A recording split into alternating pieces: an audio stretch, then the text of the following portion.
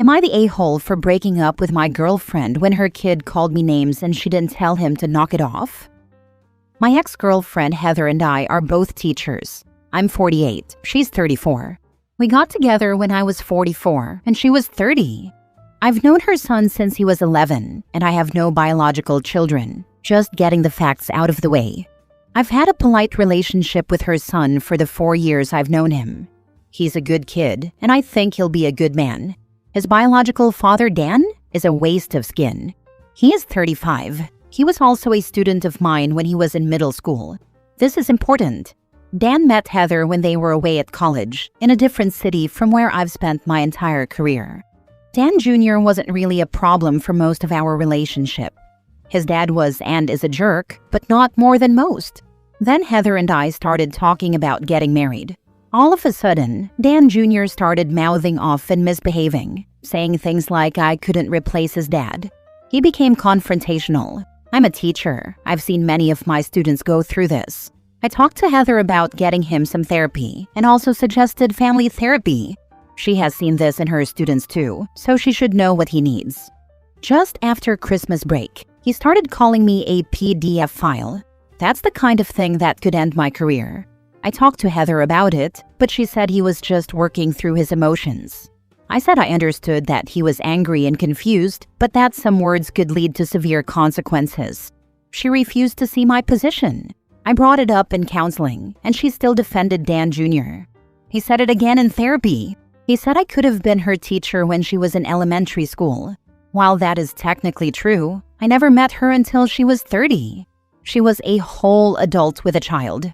I can't take any chances with my job, so I broke up with her and moved out. She thinks I'm overreacting. Her parents think we just need to slow down and give her kid a chance to catch up. I miss her, but like I said, I can't have that word associated with me, and she couldn't control her kid. Am I being an a-hole? Now for the top comments. Not the a-hole. Emotions aside, both Junior and his mom need to understand the severity and seriousness of that accusation. You're protecting yourself and the career you've built. I wouldn't expect a kid to instinctively understand that words can have severe consequences, but his mom seems unwilling to teach that lesson. You're putting yourself out there, and in marriage you'd be stepping into a father-like role. It seems like she may not be as serious about that responsibility as you are. I also wonder how often Dan Jr. sees his father, and whether he may be putting those ideas and words in his head. It's shocking that his mom is also an educator. He's 15. He knows that accusing someone of being a pedo ain't gonna lead to anything good. Yep, he knows exactly what he's doing at that age. Fine, he won. Hope he's out of the picture. I once dated a single mom with 2 kids, a 3-year-old girl and a 5-year-old boy. They were great kids, but very undisciplined. She would tell the boy to stop messing with merchandise, and that if he didn't stop, he would have to hold my hand. So far, so good, right? Limits on misbehavior and consequences. The problem was that she would never follow through. Not only that, but when I took his hand and he tried to pull away, he claimed I was hurting him. He was hurting himself by trying to pull away so he could continue disobeying his mother, but she yelled at me for it. There were similar incidents almost every time the 4 of us went out somewhere. Another time, her little girl ran off toward the street, ignoring her mother's pleas to come back. I had to run and catch her before she reached traffic. Her mother just hugged and kissed her and told her she should listen to mama. No consequences, even with life-threatening behavior. I realized that I would never have any control over my own household if I married her. So after several similar incidents, I broke up with her. I still loved her, but I knew we could never make a happy home together. Sometimes love is not enough, not the a-hole. Very similar situation with me too.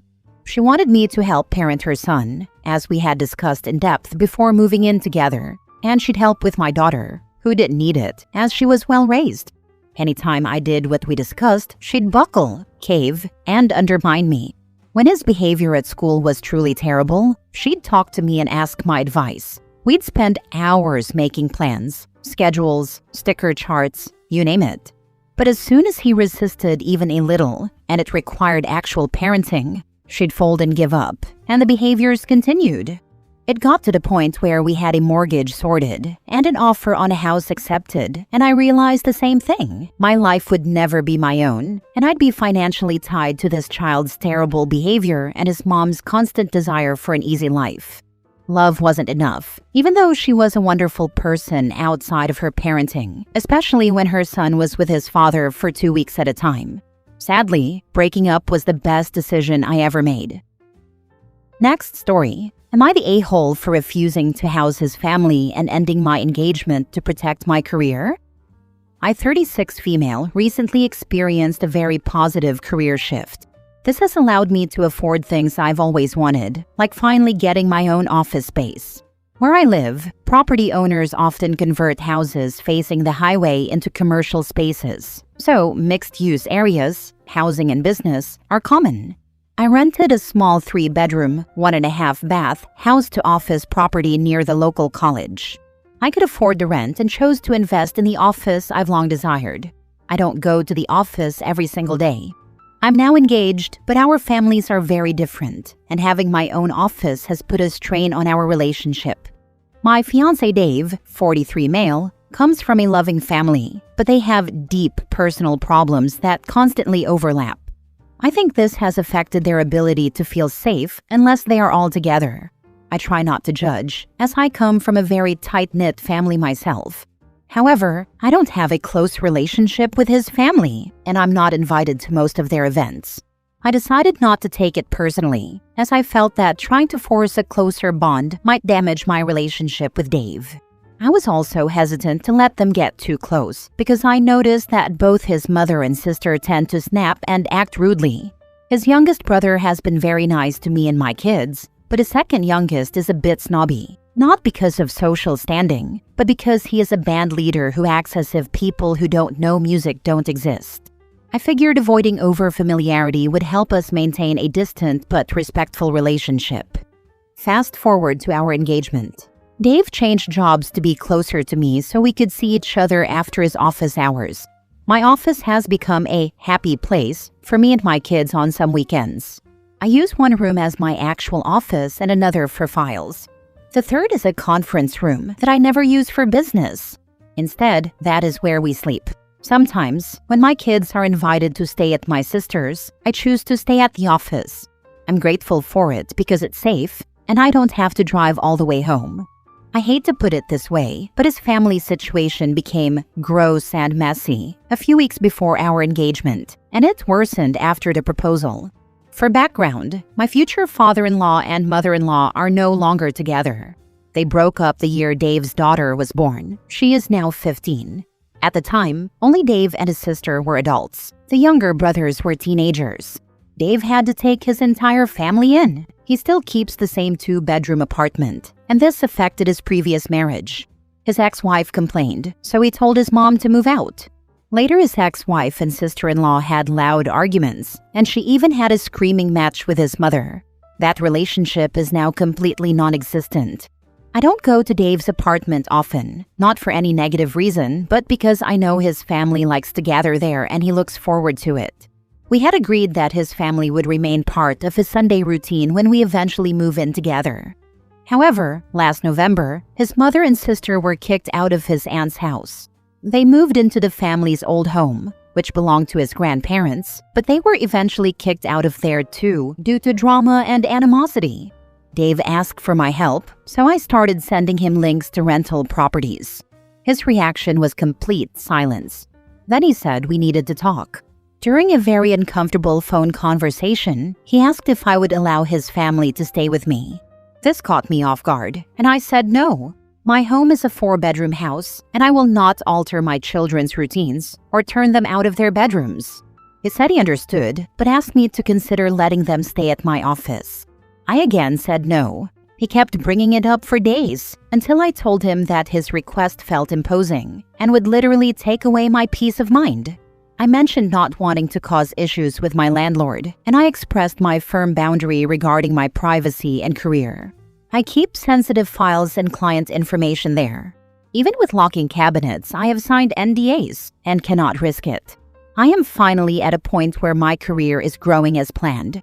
His 2 brothers don't have a place to live either. The youngest was asked to never visit again by his girlfriend's parents. They have 2 kids together and she lives with her parents after he started spending the night. The other lived with his mother but bounced around a lot, and I don't know the whole story.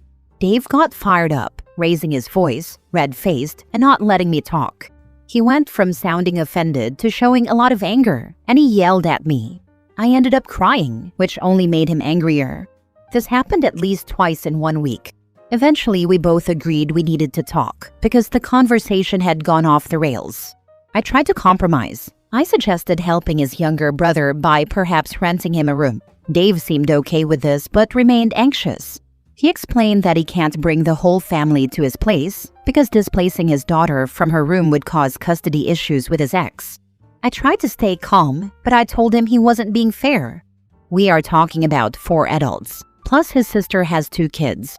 His 2 brothers would also likely want to bring their daughters to visit. They have back child support payments, and Dave keeps saying that finding a place to live would help them complete those payments. Furthermore, no one was mentioning rent, and I lost my patience and asked him about it. He started shaking his head, as if I were a terrible person for asking. His mother doesn't have a job and needs to get back on Section 8, as does his sister. He says the wait time is challenging, which I believe, but I cannot sacrifice my professional and personal life for this. Things had seemingly calmed down for a few days because I avoided bringing the subject up. However, Dave has completely shut down sexually. He says he's not a sex machine and that he has a lot on his mind. I respected that until he told me he will never forget how I abandoned him during a time of hardship. I tried to talk to him, but whenever I bring up my side of the story, he shuts down. He says we will never reach an agreement if I refuse to understand his family situation. He has also claimed that I am materially different from who he thought I was and that he needs a partner who is loyal to him. He repeats this constantly. I go back and forth between not knowing what to say and feeling full-blown resentment toward him for trying to force me into something I don't want to do. He claims that the fact that I feel forced proves I am only in the relationship for the good times. My sister is furious with him because she caught me crying. She asked if I wanted to rent a house for them just to end the feud, but that feels even worse. It would set me back financially. The entire purpose of my previous sacrifices was to find stability. I would be in a situation where they get whatever they want, despite having excluded me in the past. I reminded him that I am the only responsible parent my children have. He says he loves my kids and understands that, but insists that I need to put myself in his shoes. I'm very hurt and very confused because this has even affected the way he speaks to me. Also, I've been very active in his daughter's life without creating problems with her mother. I'm the primary adult helping her with schoolwork because she says her mother is too strict and Dave isn't very academic. I also stayed up with Dave for months while he was trying to get his small business to take off. I helped contact potential clients, wrote proposals, and pretty much acted as his main support system when his business partner sent an FU text and announced the termination of their agreement. I'm mentioning this because I've tried to be a good partner, and I don't know if his family's current situation is making him hate me as a defense mechanism. I can't mention this to him because he gets very upset. I'm at the end of my rope. I love this man to pieces, but I felt I had to put ending our engagement on the table. His reaction scared me. He became physically ill, crying and shaking. He told me he understands me, but in the same breath he said that I am weaponizing my new income level and our relationship against him. He's offering to go to couples therapy. I know therapy could be a great tool, but I'm afraid of ending up in a situation where my career becomes a permanent sore spot. Would I be the a-hole if I go through with it without giving him any further chances? I have a lot of doubts here, and any input would help. What is he bringing to this relationship? It sounds like you're supporting him, taking care of his child, and now we're supposed to pay for his family. Your career be damned? If all he brings to the table is drama and sex, girl, you can get that anywhere. Our relationship was very respectful, and we had no fights or problems. He was very kind, and to be fair, he was the first person to help me feel like a priority. He took my feelings and opinions into consideration. When his small business went under, I had no problem helping out because one thing canceled out the other, and for a good amount of time, I felt like we were best friends. I have to ask, are you just feeling this way because of how badly other people treated you in the past? My sister and I have had conversations about how abusive people lay the track for lazy people. If you came from relationships where someone put their hands on you, of course you're going to think the next person shoots the sun, moon, and stars, just because they're not knocking your head in between the washer and dryer. He sounds terrible. Pushing you to house even one person who's not your responsibility is bad enough, but all the extra people is just insane. My best friend has been saying this. Also, I felt we were truly made for each other, not just because he didn't act like my ex, but because he actually took the time to get to know me. My ex was very snobby, and he clearly acted like a gold digger. I caught him cheating with someone who gave him access to money and status. Dave and I shared a similar upbringing, and I valued his intention of building his own wealth. At that time, I thought we could build something, and I really felt that we could be equals. Now fast forward, and not only is his family a huge factor in my decision, but he hasn't acted truly happy about anything happening for me since I insisted on housing boundaries. Last story. Am I the a-hole for leaving a date early after they showed up, looking nothing like their photos? I, 27 female, matched with someone, 26 male, on a dating app, and we talked for about 2 weeks before meeting up. Their profile had a lot of photos, clear face pics, full body shots, and no filters that I could tell. We had good conversations, similar interests, and I was genuinely looking forward to the date. When I arrived at the restaurant, I didn't recognize him at first. He eventually waved me over, and it became clear that he looked very different from their photos. Not just different angles, but clearly much older photos, and a pretty big difference in appearance overall. I tried to be polite and stayed for about 20 minutes. We made small talk, but I couldn't shake the feeling that I'd been misled. I ended up telling him that I didn't feel a connection and that I was going to head out. I paid for my drink and left. He later messaged me saying it was rude and hurtful to leave early, and that attraction can grow if you give it a chance. A friend of mine said I should have just stayed for the full date since I was already there, and that leaving early was shallow and embarrassing for him. I didn't insult him or comment on his appearance. I just didn't want to continue a date that started with what felt like dishonesty. Am I the a-hole? Not the a-hole. That person catfished you. His message is essentially admitting that his intention was to lead you on with a false idea of what he looked like, hoping that if you appreciated his personality enough, you would grow to be attracted to him physically as well. He was dishonest, full stop. Starting a relationship with a lie is a recipe for disaster. Why do people do this? I would much rather someone have swiped left on me than embarrass me in public. Not the a-hole. Hard to believe that he couldn't dig up any recent pics. If you'd stayed for the whole date and then declined a second date, people would say you used him. If you leave early, before any money is spent, then you're a bitch. You can't win. Might as well follow your heart. I do think it's funny that he had the nerve to message you and say you were rude LOL. You could have told him that you were trying to spare his feelings, since he is obviously insecure enough to use old photos that flatter him. I had a friend who showed up for a date, and the person was using his brother's photos in his online profile, not the a-hole. I had a friend go on a date, and the guy was as old as her father. He was using photos of himself from 20 years ago.